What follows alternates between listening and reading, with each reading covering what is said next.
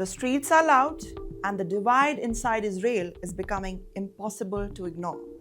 What began as a protest is now turning into a powerful political moment. This is Navya Bal, and you're watching TimesXP.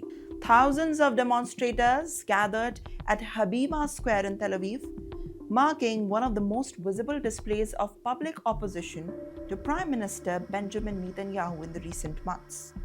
The crowd carried placards, chanted slogans, and openly questioned the direction of the government. But this is not just about one protest.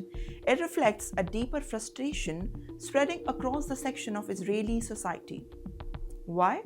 Well, many demonstrators accuse the leadership of failing to bring a long-term stability, pointing to repeated military operations and ongoing security concerns in the region. And yet, the anger goes beyond the security alone. It is also about governance, accountability, and trust in political institutions. Well, one voice from the crowd described the situation as a serious challenge for the country, saying that public confidence in leadership is weakening heavily. However, there's one point to note. Not everyone agrees to the solution.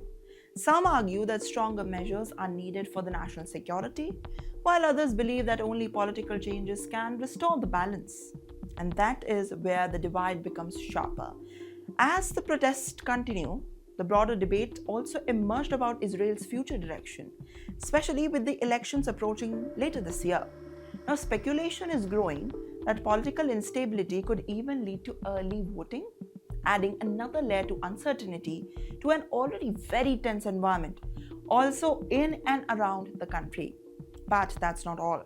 Well, beyond the city squares, Jerusalem also witnessed a large public gathering and a national celebration altogether, bringing together the crowds with strong emotional political meaning. What it meant? Well, flags filled the streets, music echoed through the narrow lanes, but at the same time, security presence increased across the areas of the city. Authorities placed restriction in sensitive zones, especially near religious and historical landmarks that hold deep significance for multiple communities. And yet, there's one more point. The symbolism of the moment is what stands out the most. Jerusalem remains a city of deep emotional connection, but also of complex political and religious overlap. Well, for some, it represents a unity and national identity, but for others, it reflects ongoing disagreement and unresolved tensions. And this dual reality is exactly what makes the situation so sensitive. Because every celebration, every protest, and every political statement is now interpreted through a much larger regional lens. So while the crowds disperse for now, the underlying question remains. Can political stability hold? Can trust be rebuilt?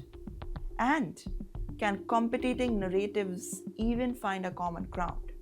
Well, for now, Israel stands at a moment where public voices are louder than ever, and the answers are still unfolding.